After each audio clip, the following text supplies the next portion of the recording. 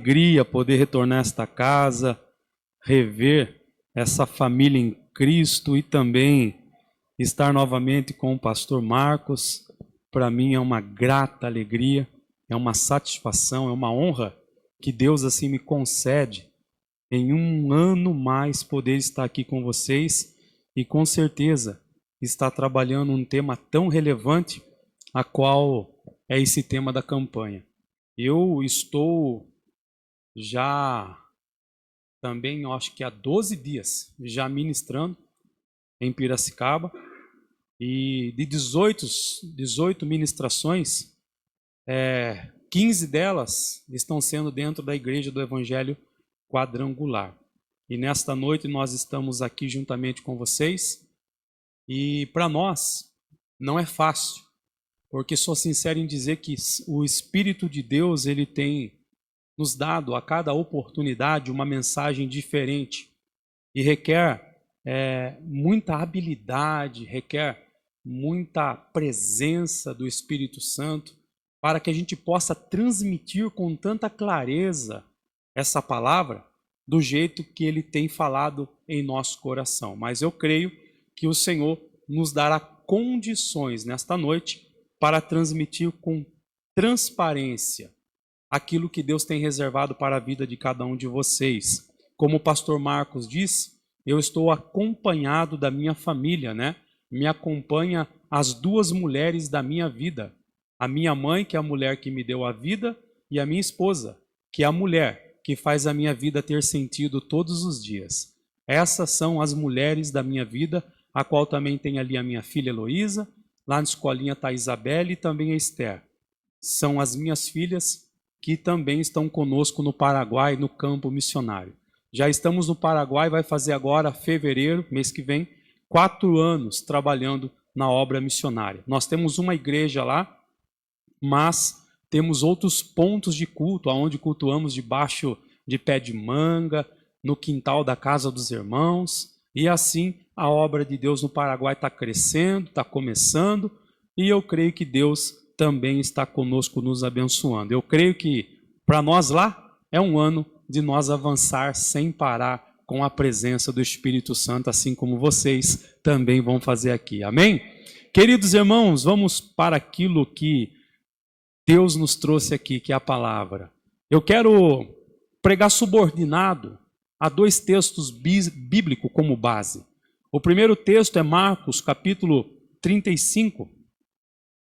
Marcos, capítulo 4, versículo 35 a seguir, mas eu quero usar aqui, na verdade, o verso de número 39, o verso de 39 como referência nesta noite, que é um versículo a qual o Senhor tem falado em nosso coração. Verso de número 39 diz assim: E ele, despertando, repreendeu o vento e o mar. Acalma-te. E emudeceu. O vento se aquietou e fez grande bonança. O outro texto é o texto de Marcos, capítulo 6, e o verso de número, deixa eu colocar aqui também,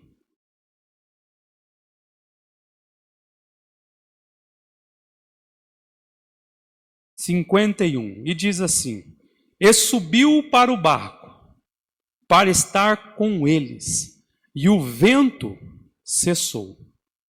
Queridos irmãos, com base nesses 2 textos lidos, eu quero apresentar a vocês um trabalhar de Deus, a qual muitas das vezes nós temos uma dificuldade de entender, mas é que um agir singular do Santo Espírito existe incluído nesses textos, porque ambos os textos, eles vão começar com uma ordem, e esta ordem de Jesus é para que tão somente eles entrem no barco. Escute isso. Lá no verso de número 35 do capítulo 4, Jesus vai dizer: entramos no barco. e passamos para o outro lado. No capítulo 6, no verso 45, Jesus vai dizer assim: entrem no barco. Perceba que no primeiro texto, Jesus está dizendo, entramos. Ele está acompanhando os discípulos a entrar no barco. E no outro texto, ele está dizendo assim, entrem no barco e atravessem, vão para Betsaida. Observe algo muito especial. Jesus, ele deu uma ordem com promessa. Ele diz, tão somente que no meio dessa travessia, ele chegaria a um ponto, que era uma cidade por nome de Betsaida. Isso inclui uma palavra, a qual ele está dizendo assim, vocês vão entrar, mas vocês vão chegar a esta cidade. Jesus, ele não vai revelar o que eles vão encontrar no meio da trajetória. Jesus, ele não vai revelar os detalhes do percurso da caminhada. O problema é que muitos querem promessa com garantia no caminho. Ou melhor dizendo, nós queremos sempre receber uma palavra da parte de Deus, palavra essa, que nos tira do lugar de acomodismo, mas também que nos traga garantias no meio da caminhada. Porque isso faz com que nós tenhamos pelo menos um ponto de apoio para começarmos a sair da onde nós estamos. Mas a fé, ela não precisa de mapa. Repito, a fé, ela não precisa de mapa.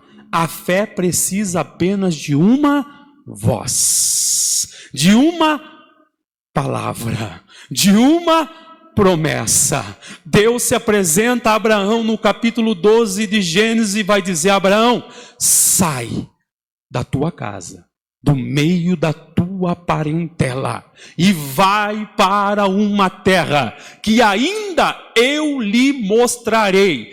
Promessa, detalhe, Deus vai dizer a Abraão, aqueles a qual te abençoar, esses serão abençoados, mas aqueles que te amaldiçoar, esses também serão amaldiçoados. O que isso quer dizer? Que quando nós ouvimos a voz, acreditamos na promessa e cumprimos tão somente aquilo que Ele quer para a nossa vida, determinado debaixo da palavra obediência, pode descansar, porque aquele que prometeu, Ele pode não te dar um mapa, Ele pode não te revelar o percurso, o caminho, mas Ele garante que você vai chegar aonde Ele quer que você esteja. O importante é crer, porque tudo é possível aquele que crê. Meu irmão, se o trajeto fosse revelado para nós, da caminhada que nós temos na face dessa terra, muitos desistiriam muito antes de começar. Por isso que a caminhada, o caminho não é revelado. Detalhe, Ele não disse que haveria tão somente calmaria. Não, Ele disse ao contrário, nesse mundo tereis aflições, mas no meio das aflições desse mundo, tenha bom ânimo, assim como eu venci, vocês também irão vencer.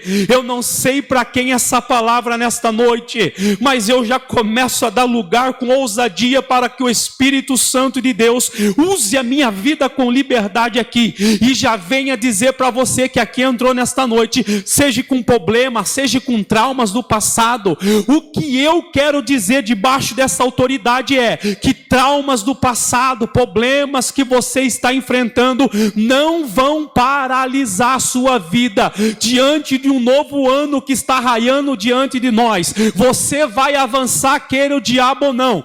Você vai avançar independente dos problemas e da situação adversa. Ah, é, pastor, que garantia você dá? Eu não dou nenhuma, mas Jesus já deu uma garantia, que Ele estaria conosco todos os dias, que aquele que começou a a boa obra é fiel para terminar. Se Ele já começou uma obra em tua vida, fica tranquilo, Ele é refúgio, fortaleza, abrigo bem presente no dia da angústia. Você não está sozinho.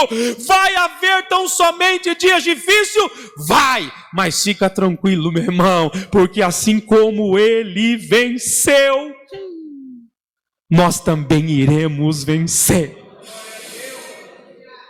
Ele não disse que não haveria vento, ao contrário. Ele não disse para os discípulos que o mar estaria tranquilo. Ele apenas disse: passemos, avancemos. É tempo de sair do lugar aonde tem limitado a nossa fé e a nossa visão. Abraão, meu irmão, o pai da fé, no capítulo 15, ele está enfrentando uma crise emocional. Quem dera eu poder dizer que Abraão está passando por um momento de ansiedade ou até mesmo de depressão por causa da promessa. Abraão saiu com uma palavra, como eu disse no capítulo 12, mas no capítulo 15 você vai ver Abraão entrando em crise, olhando para Deus e dizendo: Deus, cadê a promessa? Porque a promessa foi feita, mas eu estou vendo que quem vai gerar aqui na minha casa é o Damasceno Eliezer. Cadê o meu filho? Cadê aquilo que o Senhor prometeu? Quando Deus vê Abraão passando por aquela crise pessoal, Deus olha para o Abraão e diz: Abraão,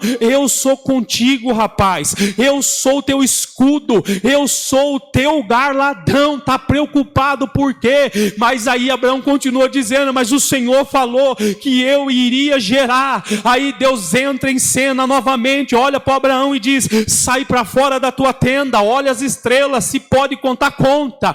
Assim será a sua descendência. Ei, sabe o que Deus está falando aqui nesta noite comigo e com você? As crises não podem gerar tão somente dias aonde a dúvida venha brotar no teu coração. O que Deus está falando aqui comigo e com você nesta noite: pode até haver crise, mas não pode tão somente haver falta de fé, porque a fé é que vai fazer você enxergar além do aquém. Porque o problema é nós ficar com os olhos no aquém e não olhar além. Porque, meu irmão, o aquém é presente, é hoje. Pode ter problema, pode ter luta, pode ter dificuldade, mas Jesus disse que o amanhã pertence a Deus. E se o amanhã está no além do aquém, pode ter certeza que se pertence a Deus, Ele já preparou tudo. Porque o salmista diz no Salmo 35: o choro dura apenas uma noite.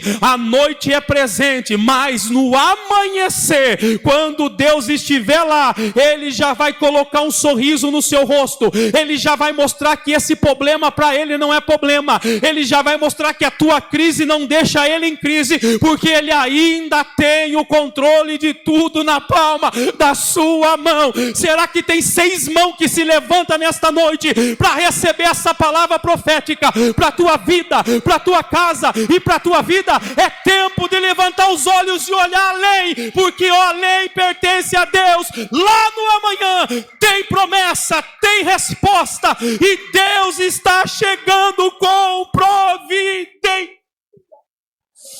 Oh, eu estou sentindo Ele aqui na casa. Ele diz apenas: passemos, avancemos. É tempo de ir além da situação. No original, isso daqui, meu irmão, a ideia do verbo indica continuidade. Você está entendendo? Vida não pode ser estagnação. Não. Vida tem que ter continuidade e determinação. Jesus, Ele não está sugerindo, mas Ele está declarando um destino. Não, Ele não está sugerindo, Ele está declarando um destino. Passamos para Betsaida.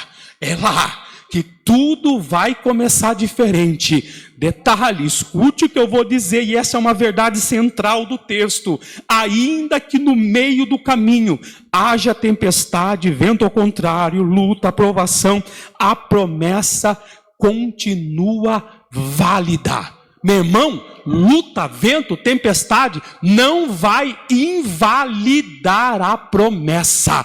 Só vai deixar a promessa ainda mais robusta naquilo que nós dizemos quando passamos por vento, tempestade, olhamos para trás e dizemos: como foi possível passar por isso? Eu não passei. Sabe quem passou comigo? O Espírito Santo me capacitou para enfrentar esses dias difíceis. Sabe qual é a palavra aqui para nós nesta noite central? É: atravessem, avancem as dificuldades, as adversidades. Não tem poder para paralisar e nem anular a promessa. Deus está falando com alguém aqui que está passando pelo teste do tempo, porque, meu irmão, a extensividade territorial do tempo na nossa vida anula a esperança do coração. Vou repetir, grava o que eu vou dizer: a extensividade territorial do tempo anula a esperança do coração. Quanto mais tempo passamos nesta terra, quanto mais tempo demora para chegar a promessa, mais ainda vai anulando a fé, a esperança a qual um dia nós tivemos. Exemplo: se eu vou no médico, faço um diagnóstico, o diagnóstico do médico vem para mim e diz que eu estou doente com uma enfermidade terrível. Pastor Marcos, meu amigo, chamo ele, falo: pastor, o médico me deu um diagnóstico terrível de enfermidade, o senhor me ajuda em oração? Ele vai dizer: pastor Marcelo, estamos juntos, vamos orar, e Deus vai dar vitória, e eu vou crer no poder da oração. Só que passa-se 3 meses e nada, passa-se 1 ano e nada, 2 anos e ainda o milagre não acontece. Esse é o tempo territorial da dor, esse é o tempo a qual muitas das vezes a esperança vai se anulando. Mas eu quero dizer algo para você que está aqui nesta noite, eu quero dizer algo debaixo da autoridade de Deus: atravessem, avancem as dificuldades, as adversidades. Esse tempo tão somente não vai paralisar e nem anular a promessa que Deus liberou para a tua vida. Está demorando, aguenta mais um pouquinho de tempo. Pastor, eu orei e Deus não respondeu. Não é porque Ele não respondeu que Ele deixou de ser Deus, Ele só não respondeu, mas ainda Ele continua sendo Deus, ainda Ele tem o controle de tudo na palma da sua mão. Ele não perdeu o controle da tua casa, Ele não perdeu o controle da tua vida, Ele não perdeu o controle da tua família. Ele só não fez o que você queria, porque nós não estamos no Kairos, nós estamos no Cronos. Esse é o tempo do homem. Quando o Kairos, o tempo de Deus, se revelar, se manifestar ao nosso favor, pode ter certeza que tudo que é ruim, tudo que é luta, tudo que é adversidade sai. Aquilo que é tristeza é revertido em alegria, aquilo que é enfermidade é revertido em saúde, aquilo que é prova é revertido tão somente em aprovação, aquilo que é tragédia é revertido em vitória, para a glória do nome do Senhor, pois só Ele tem poder para fazer isso. Eu estou sentindo Ele aqui na casa. Nada vai invalidar a promessa.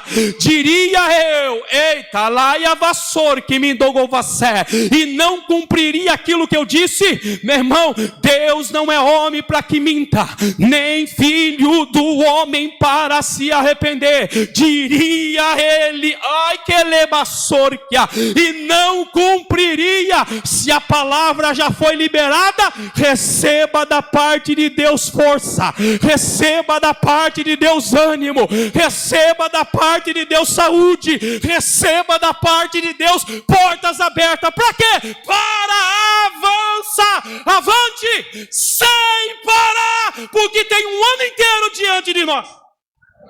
Aleluia. Eu vou tomar um gole de água mesmo. Que presença é essa? Atravessem, avancem. Dificuldade não vai anular promessa de ninguém. A fé madura, ela não se baseia no que nós encontramos no caminho. Não. Dias estações, fases, eles vêm e vão. Isso não é base para fé, ok? Seja dia ruim, seja dia bom. Mas em quem liberou a palavra. A nossa fé está baseada naquele que liberou a palavra. Meu irmão, o problema é quando nós baseamos a nossa fé naquilo que nós vemos diante de nós. Transitório, momentâneo. Fé não se baseia em tempos, estações e momentos. Porque isso é transitório, é passageiro. E meu irmão, você tem um erro muito grande. Eu me incluo nisso, é de nós basear nossa fé naquilo que vemos. Porque, meu irmão, nós temos a tendência adâmica, caída, de dizer que se está dando certo, é Deus. Se está dando errado, a conta é do diabo. Sabe como se chama isso? Pragmatismo.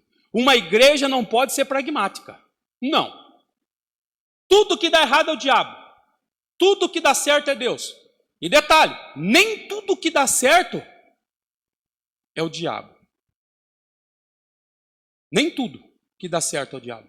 E nem tudo que dá errado é Deus. Exemplo, eu estava pregando numa festa de jovens na Argentina, na cidade de Posadas. Terminei de pregar. Veio um jovem para o pastor e disse assim: pastor, minha irmã está muito mal lá em casa. Ele era vizinho da igreja. E fomos lá. O pastor chamou eu e falou: vamos lá, pastor Marcelo, orar. Quando nós chegamos diante daquela cena, o pastor falou assim para mim. O pastor estava do meu lado esquerdo, a mãe do lado direito e a moça deitada na cama. Ora, pastor, uma moça de 23 anos. Quando eu levantei a mão para repreender a enfermidade, para repreender a dor, o Espírito Santo falou no meu coração: não repreenda o que eu estou fazendo. Eu recuei meu braço, olhei para o pastor e dei um sorriso. O pastor olhou para mim e disse assim: Deus falou com você? Falou. E agora? Ele perguntou. Eu olhei para a moça e falei: moça, você está afastada da presença de Deus. Tu tem um lindo chamado, um ministério no louvor. Porque se afastasse, hoje é dia de reconciliar e fazer uma nova aliança. E a partir do momento que você dá um passo na direção da promessa, o Espírito de Deus vai tirar toda essa dor que você está passando. Ela rolou daquela cama, caiu do joelho e disse: pastor, hoje eu quero fazer essa aliança. Quando ela fez a oração de reconciliamento, eu falei: Espírito Santo, eu creio que é o Senhor que está trabalhando. Tira toda a dor agora. E ela se levantou daquele chão e no outro dia ela estava no culto na igreja. Porque, irmão, o problema é nós não termos discernimento espiritual para discernir quando Deus está trabalhando. Às vezes, existem pessoas na nossa casa, na nossa família, que estão passando por dias difíceis e que não é permissão do diabo, é permissão de Deus. Porque Deus usa vento, tempestade, não para nos afastar da sua presença, mas para nos preparar para aquilo que Ele tem reservado para a nossa vida. Olha aqui o paradoxo de tudo isso. Porque quando Jesus pede para eles entrar no barco, Jesus está pedindo para quem? Especialistas. Especialistas em mar, tempo, barco. E detalhe, a Bíblia diz que agora eles entram e no meio da tempestade eles vão demonstrar medo. Quem entra nesse barco eram pescadores experientes, homens do mar, especialistas em vento, tempo e navegação. Eles sabiam analisar o clima, mas eles tinham também muito conhecimento naquilo a qual eles estavam fazendo. Só que tem um grande detalhe: o conhecimento nunca será suficiente para lidar com tempestades. Nunca. Detalhe, isso pode ter sido o motivo de fazer eles esquecerem inicialmente quem estava no barco. O conhecimento dele lidar com vento, tempestade, barco, fez com que eles inicialmente esquecessem que Jesus estava no barco. E isso acabou sendo o quê? Um problema para eles. A autossuficiência sempre roubará a dependência. Grave isso no seu coração. A autossuficiência sempre roubará a nossa dependência de Deus. Conhecimento técnico não substitui confiança espiritual. Experiência não anula dependência.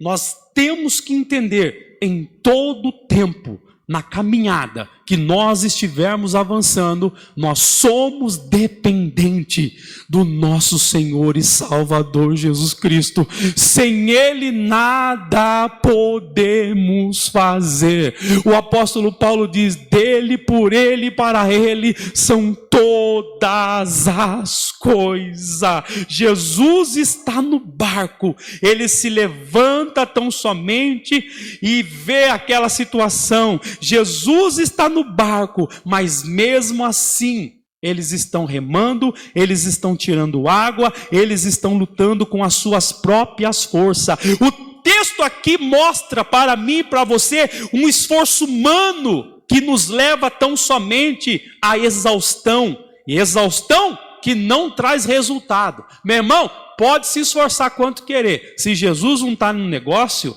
não tem resultado.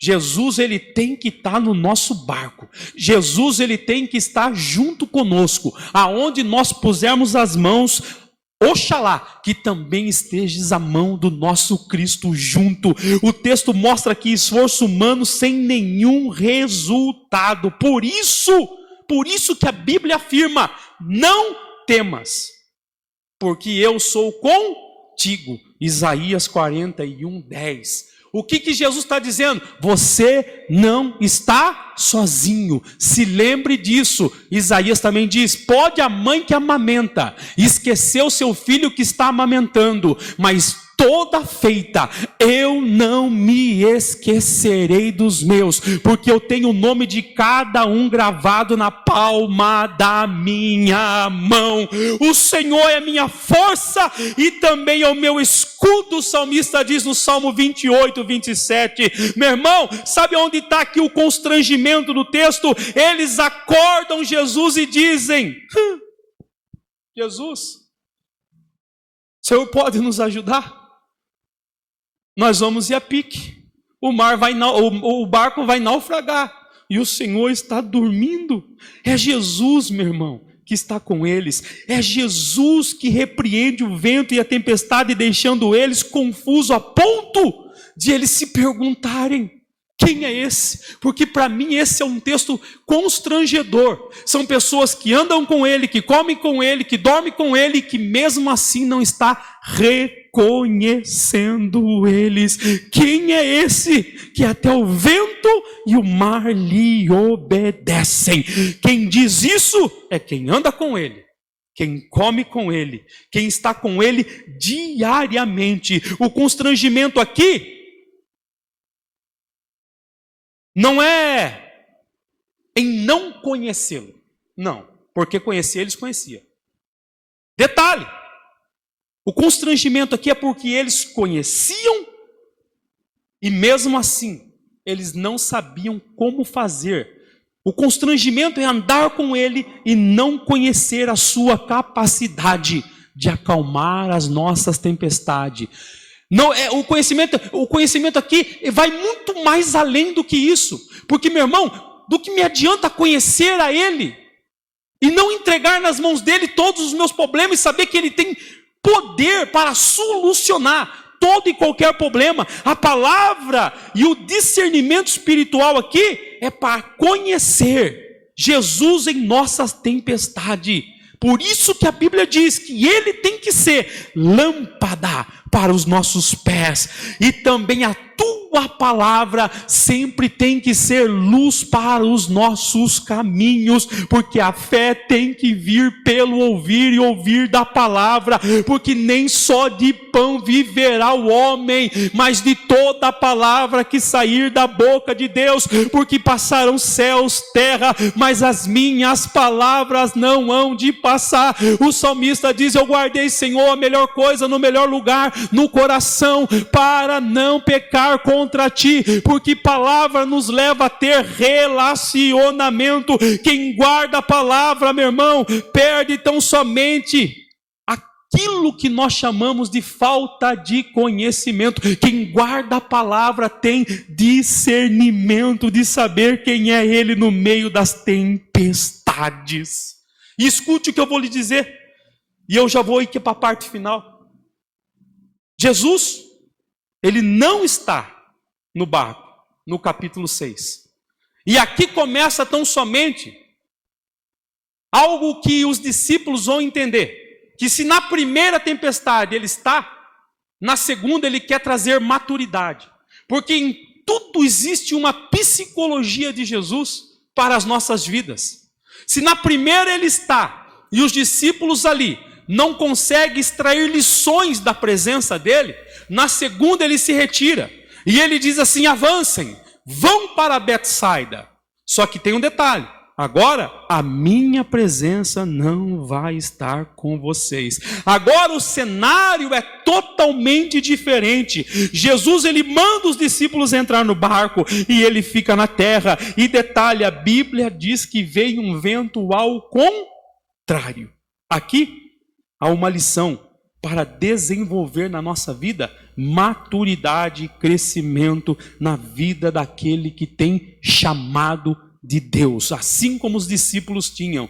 E detalhe, Jesus, quando ele percebe que o vento começa a açoitar aquele barco, ele percebe que os discípulos mais uma vez passam as mãos no remo e começa a remar, e a Bíblia diz que eles remavam contra o vento, ao ponto de ficar fatigados. Aí Jesus olha de cima da montanha, porque a Bíblia diz que Jesus despede a multidão e sobe a orar. A Bíblia vai dizer que Jesus desce da montanha e vem andando por cima das águas, para poder trazer para eles uma lição. A primeira lição que eu aprendo, que aquele vento era para ser aproveitado.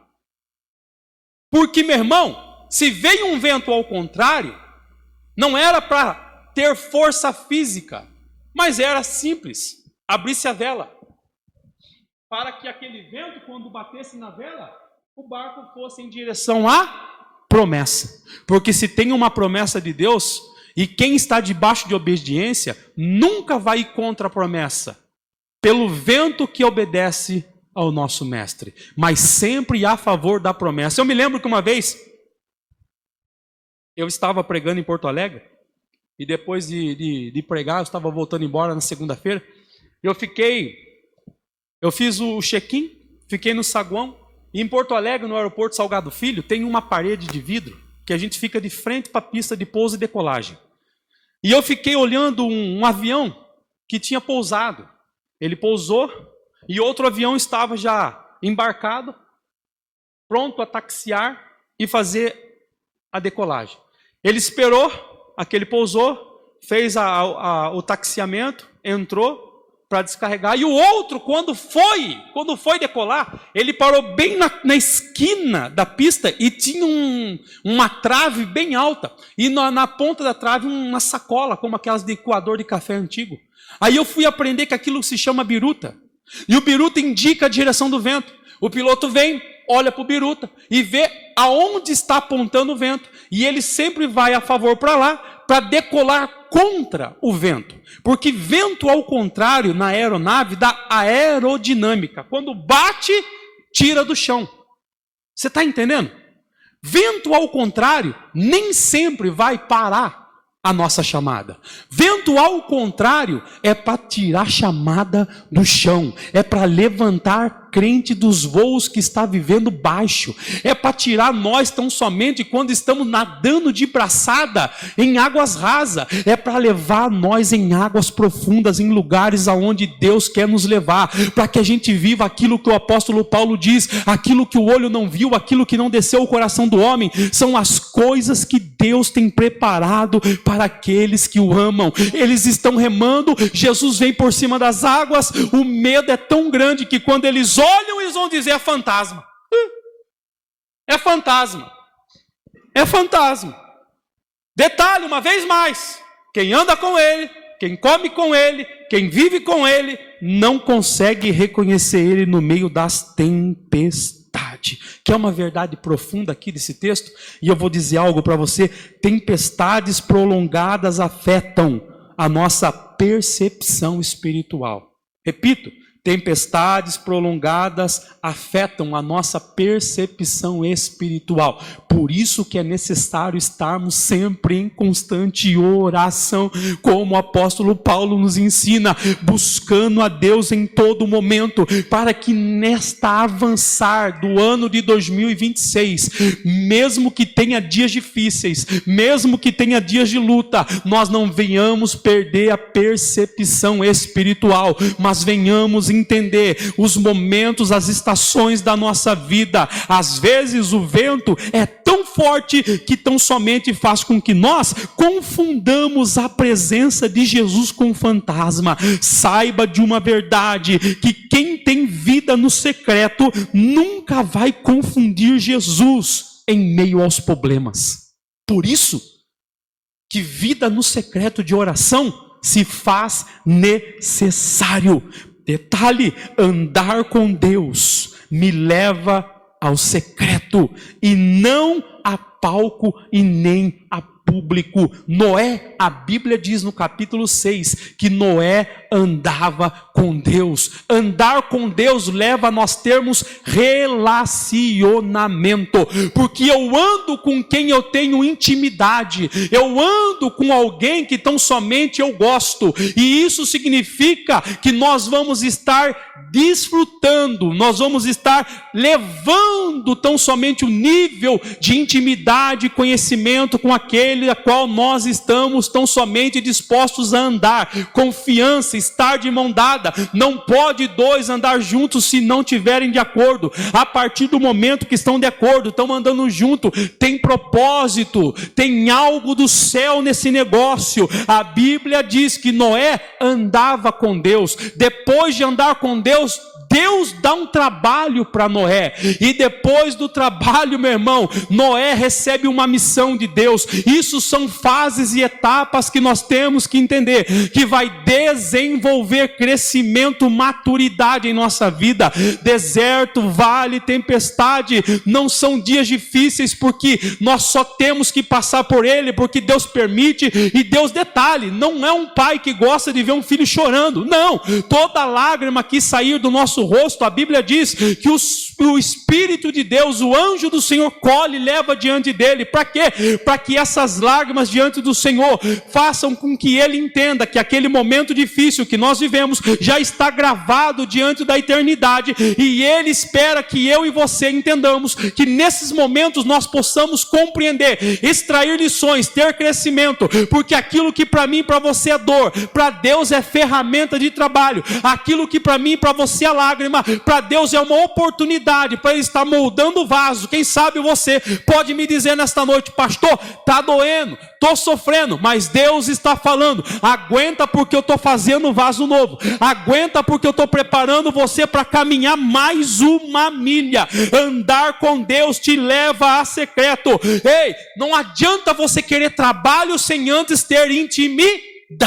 Quer ter trabalho, quer ter tão somente uma função no ministério, quer pregar, quer cantar, primeiro você tem que ter relacionamento. Jesus disse assim, muitos chegarão, vão dizer: preguei, cantei no teu nome, expulsei demônios, curei enfermos. Aí o próprio Jesus está dizendo: apartai-vos de mim, porque não vos conheço. Como assim, Senhor? O Senhor não me conhece? Eu preguei, eu fui em outras nações, eu ganhei vidas, eu orei para doentes, eles foram cuidar. Não vos conheço. Porque, meu irmão, trabalho sem relacionamento é tempo perdido. Primeiro eu me relaciono, depois eu trabalho, porque a palavra conheço aqui, traduzida tão somente no antigo idioma, que é o hebraico, significa relacionamento. Lembra quando Deus vem para o Abraão? Ele olha para o Abraão e diz assim: Abraão, vai lá e conhece a sua mulher Sara. O O conhecimento aqui é ele se relacionar com Sara.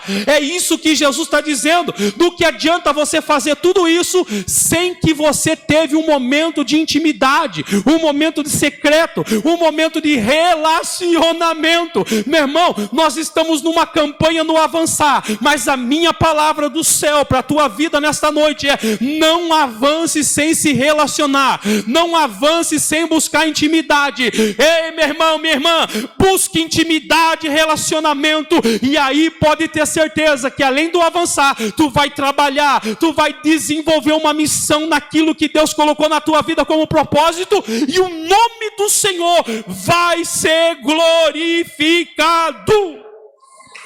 Oh glória, eu estou sentindo ele aqui.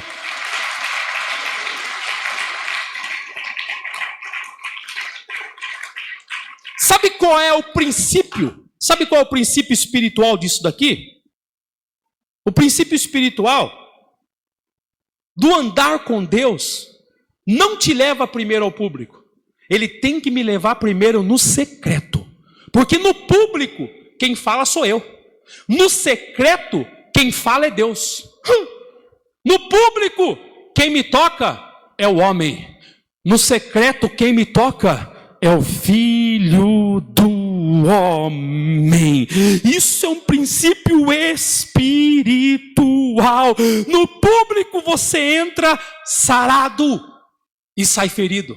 No secreto você entra ferido e sai sarado. Ai, eu estou sentindo ele aqui nessa noite. Deixa eu dizer uma coisa. Tratando o interior antes do exterior. Jesus sempre vai tratar antes daquilo que está dentro, para depois ele tratar daquilo que está fora. Jesus, ele se aproxima andando sobre as águas e diz assim: tem de bom ânimo, sou eu, não temais. Essa é a psicologia segundo Jesus. Porque, meu irmão, tem de bom ânimo, Jesus está dizendo aqui que ele vai diagnosticar na vida deles o desânimo. Quando ele diz assim, sou eu, ele está diagnosticando a falta de conhecimento. Quando ele diz assim, não temais, ele está dizendo o quê? Não tenha medo. Por isso que quando eu olho para isso daqui, o que os discípulos estão enfrentando fora afetou o que está dentro. Repito, as lutas, a dificuldade, as faltas que nós passamos na vida, que nós enfrentamos no dia a dia, afeta o que está aqui dentro. E eu digo isso por experiência própria. Por isso que a ordem é reveladora. Antes de acalmar o vento, Jesus ele vai tratar o desânimo, a confusão e o medo. O medo, detalhe, o medo, ele nasce na tempestade externa. Porque eles estão tendo medo daquilo que eles estão vendo e vivendo. O medo, antes de nascer aqui dentro, nasce por aquilo que eles veem. E detalhe, fé não é por vista. Nunca vai ser. Por isso que nós não devemos estar tão somente com a nossa fé presa naquilo que nós estamos vivendo. Momento, passa, estação, vem e vai. Existe estação do ano que a árvore, ela se despega das suas folhas. E a árvore não olha para as folhas e diz assim, fiquem folhas. Não, porque existem tempos que as folhas têm que ir. Existem tempos que pessoas vão da nossa vida. Existem tempos que nós temos que se desapegar de coisas velhas para começar a viver coisas novas. Por isso que basicamente aqui Jesus ele está dizendo, ainda eu não resolvi nada que está causando medo. Basicamente Jesus está dizendo isso para eles. Está com medo do problema? Está com medo da falta de dinheiro? Está com medo do desemprego? Está com medo da enfermidade? Está difícil o que você está vivendo? Jesus está dizendo assim, não temais. Eu não resolvi nada fora o que está causando medo. Porque a minha preocupação é tratar primeiro dentro. Eu estou sentindo ele aqui, irmão. Eu não resolvi nada dos seus problemas internos. mas eu quero definir primeiramente você por dentro. Porque o que importa para mim é dentro. Primeiramente você está sarado e curado. Primeira tempestade que vem, a Bíblia diz que Jesus repreende. Porque tudo que se levanta sem autorização tem que ser o quê? Repreende. Se a minha filha pequena de 5 anos, ela vai e pega algo sem autorização, eu tenho que repreendê-la. Não é assim? Por isso que Jesus repreendeu a primeira tempestade. Só que agora, a segunda tempestade não se levantou sem autorização, porque ela não foi repreendida. O texto que nós lemos vai dizer que quando Jesus entra no barco, o vento e o mar acalma. Por quê? Porque toda grande obra de Deus nunca começa de fora para dentro, mas sempre de dentro para fora. Enquanto fora ele estava, ainda havia vento e ainda havia tempestade. Mas quando ele entrou dentro do barco, todo vento, tempestade, problema, enfermidade teve que cessar. Eu não sei se você está entendendo ou se você recebe essa palavra. Quando Jesus entrar definitivamente no barco da tua história, pode ter certeza que todo mal tem que bater em retirada, que toda enfermidade tem que sair, porque o Deus que cura está chegando, o Deus que abre porta está entrando, o Deus que liberta está entrando. Os filhos serão alcançados, esposas serão alcançadas, pais serão alcançados, porque quando ele entra, ele resolve tudo que está tão somente ocasionando problema, primeiramente dentro. A segunda tempestade não é para matar discípulo, mas é para treinar discípulo para viver o dia a dia, aonde nós estamos aqui inseridos no meio das grandes tempestades da nossa vida. Isso que está vindo e se levantando não vai te matar, mas vai te preparar para avançar e viver o grande de Deus. Ai, eu estou sentindo ele aqui. A primeira tempestade revela quem Jesus é. A segunda tempestade revela quem você vai se tornar diante do propósito dele para a tua vida. Algumas tempestades Deus acalma, outras Deus usa para nos trazer amadurecimento. Nem toda tempestade é juízo. Repito, nem toda tempestade é juízo. Só que toda tempestade nos afeta aqui dentro. Deixa eu dizer uma coisa. Eu nunca fui tão afetado por uma tempestade igual eu fui nesse ano de 2025. A gente cuida de uma igreja no Paraguai e tem mais 5 pontos de culto em outras cidades. Nós temos culto debaixo de árvores, pé de manga. E existem também lá problemas, como existe em qualquer outro lugar. E eu estava vivendo algumas sequências de problemas na igreja. E um dia eu fui no médico porque eu estava sentindo um problema muito grave no meu olho direito, uma dificuldade de enxergar. E quando eu fui no médico em Cascavel, a 600 quilômetros de onde eu estou, no Paraná, o médico ele me deu um check-up e ele disse assim: pastor, eu tenho uma notícia não muito boa. Eu falei: diga, doutor. E ele disse assim: você está com uma doença na sua córnea chamada ceratocone. Só que essa doença está muito avançada. E a sua córnea está secando. As células da córnea estão morrendo. E eu falei: e agora, o que a gente faz? Ele falou: a única coisa que resolve é um transplante de córnea. Eu falei: então eu vou correr no SUS. Ele falou: não. O SUS, a fila de espera hoje para um transplante de córnea é de 6 a 8 anos. E o senhor só tem mais 2 anos para poder fazer esse transplante. Eu falei: qual é a saída? Ele falou: um transplante particular. Eu falei: qual é o valor? Ele falou: 22 mil reais. Irmãos, eu saí arrasado. Entrei no carro, comecei a chorar no volante. As minhas crianças atrás sorrindo, brincando na sua inocência. A minha esposa olhando com muita preocupação. E aquilo começou, aquela tempestade de fora começou a afetar dentro de mim. E aí quando eu comecei a reclamar, que eu ia murmurar, a minha esposa pegou eu pela camisa, me chacoalhou e disse: homem, se recomponha. Olha o que a gente vive, o que a gente prega. Creia. E eu respirei. Eu comecei a entender. Cheguei em casa, dobrei o joelho no secreto, comecei a orar. Falei: Deus, por que de tudo isso? Qual é o propósito desse vento? Qual é o propósito dessa tempestade? E o Senhor falou: abre a Bíblia. E aí eu abri a Bíblia. Fui no texto de Abacuque, capítulo 3, versículo 17. Quando Abacuque vê tão somente um problema grave instaurado em meio a Israel. E Abacuque vai liberar uma palavra e vai dizer assim: portanto, ainda que a figueira não floresça, ainda que não haja fruto na vida, o produto da oliveira minta, e os campos não produzam mantimento, as ovelhas da malhada sejam arrebatadas, e nos currais não haja vaca, todavia eu me alegrarei no Senhor, exultarei no Deus da minha salvação. O Deus a qual eu estava buscando me trouxe uma resposta e disse: filho, no meio da dor, ou você é um adorador ou um murmurador, você me adora por essência, ou você me adora por aquilo que eu faço. Eu falei: Deus, papai, seja com um olho, seja com dois, eu continuarei te pregando e te adorando. Eu tenho que tão somente ficar firme em tua presença.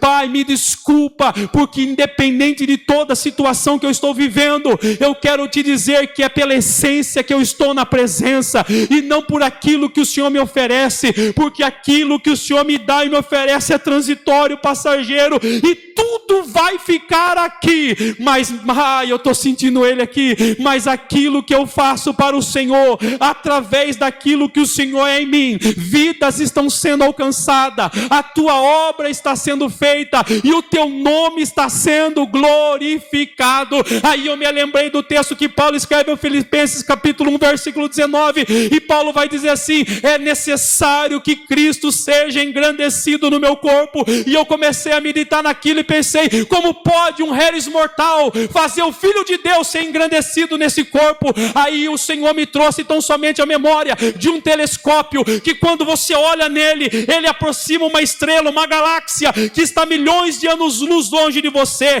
E assim é a nossa vida, quando nós tão somente fazemos com que Cristo seja engrandecido no nosso corpo, nós conseguimos aproximar Jesus, que está milhões de anos-luz, tão somente do perdido pecador. O Senhor, Ele conta comigo e com você. Quando nós avançarmos, seja na nossa cidade, seja no nosso bairro, seja no nosso trabalho, seja na nossa escola, aonde for, que você avance nesse novo ano, que você avance tão somente no seu projeto, mas que esse avançar aproxima mais e mais vidas, tão somente da presença de Deus. Sabe o que eu quero dizer para você nesta noite? Nem toda tempestade é juízo, algumas são escolas, e quem aprende com Jesus no vento ao contrário, não se perde quando o mar se levanta.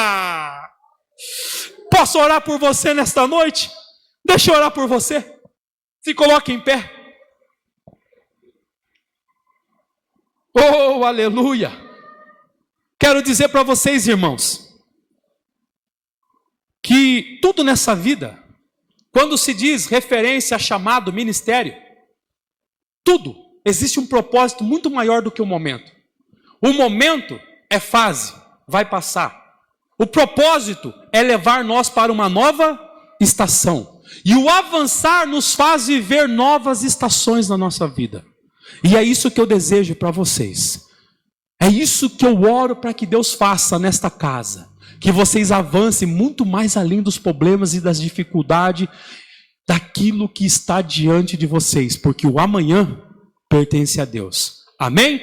Eu vou orar por você. Querido Deus e Pai, em nome de Jesus, nesta noite orando, eu quero pedir que o Senhor dê discernimento espiritual para cada filho e filha do Senhor que aqui está e ouviu essa palavra. Que eles possam entender que existem momentos que ventos serão repreendidos, mas existem momentos que outros ventos tem que ser aproveitado. Por isso, Pai, que esse discernimento seja uma realidade na nossa vida. Que o Senhor dê força, saúde para que os teus filhos continuem avançando ao decorrer desse ano. Eu repreendo todo mal, toda enfermidade, mas ministro vida e vida com abundância. Em nome de Jesus. Queridos irmãos, no final eu estou ali com aquelas balinhas de coco que eu trouxe o ano passado, aquelas balinhas que derretem na boca. Eu tenho ali alguns sabores, e essas balinhas aí é para que a gente possa voltar para casa. É o que nos ajuda. Tem um pastor que sempre tem semeado essas balinhas no nosso ministério e tem nos ajudado. Então, se você sentir da parte de Deus, semeie. Seja abençoado. Você não vai só me abençoar, mas você vai estar sendo abençoado comprando um pacotinho de balinha. Se cada um comprar uma, não vai sobrar nenhuma, e eu vou sair mais feliz ainda, e você vai ser abençoado. Tá? Quanto que é, pastor? Uma é 7, 3 pacotinhos por 20. Deus abençoe. Muito obrigado, pastor Marcos.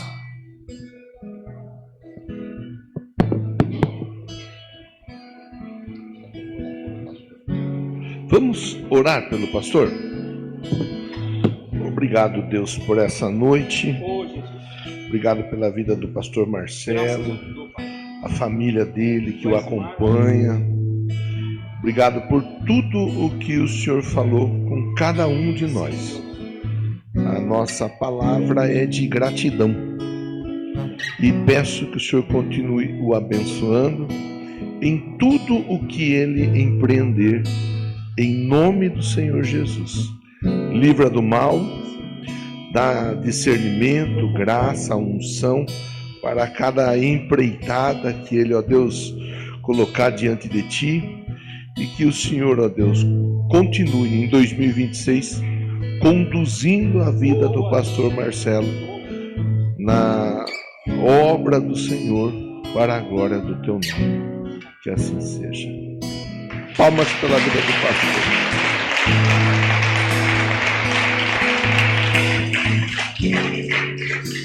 Glória a Deus. Pega seu papel aí. Mês de outubro está sendo entregue para Deus.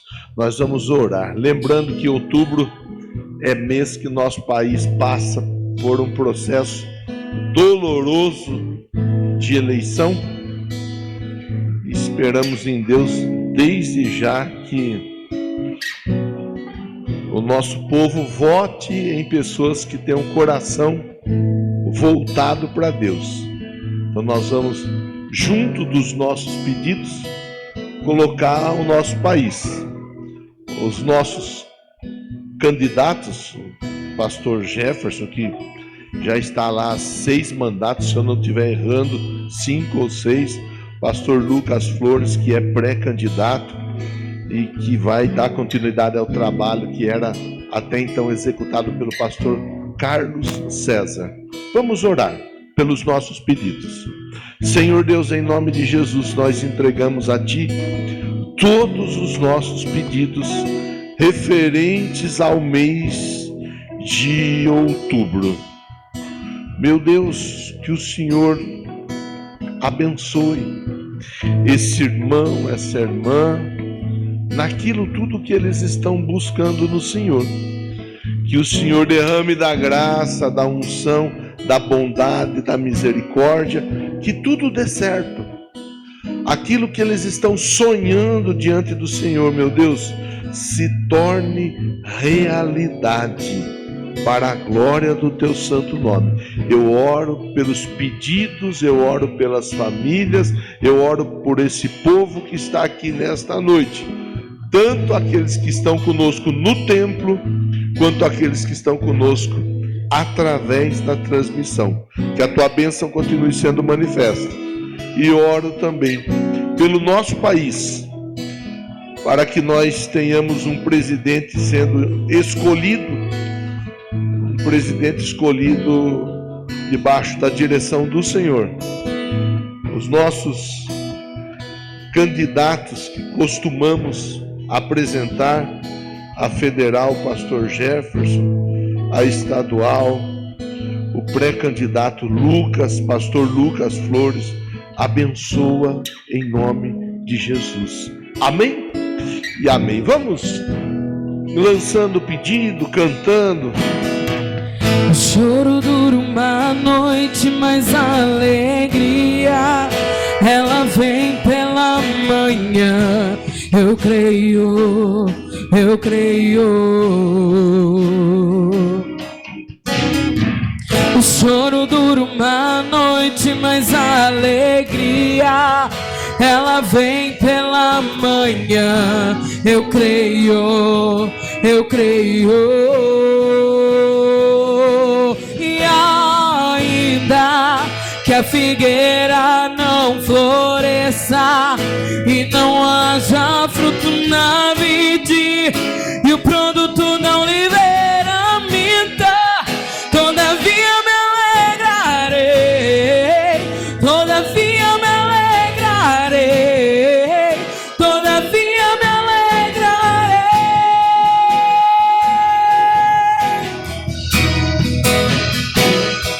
E ainda que a figueira não floresça e não haja fruto na vide e o produto não libera minta, todavia me alegrarei, todavia me alegrarei, todavia me alegrarei,